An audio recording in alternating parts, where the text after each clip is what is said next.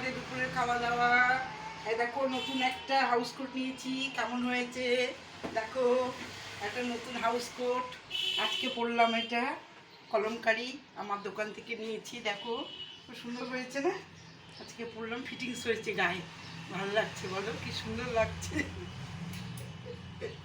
আজকে কি কি দুপুরের খাবার দেখো, গরম গরম ভাত, গরম গরম ভাত, এই দেখো গরম গরম ভাত দিলাম, এই দেখো দেখো সুন্দর আলু করলা ভাজা এখানে দেব। এটাতে মুড়ি ঘন্ট আছে, হ্যাঁ মুড়ি ঘন্ট, এই যে এখানে কাটা দেখা যাচ্ছে, এই যে কাটা মুড়ি ঘন্ট, এটা এই যে দেখো কাটা, ঠিক আছে, ওই যে মুড়ি ঘন্ট। এখানে আছে কলাইয়ের ডাল, কলাইয়ের ডাল লাউ দিয়ে, আর এখানে আছে লাউ পোস্ত, এ দেখো লাউ পোস্তটা এখানে দিয়ে দিই, লাউ পোস্ত।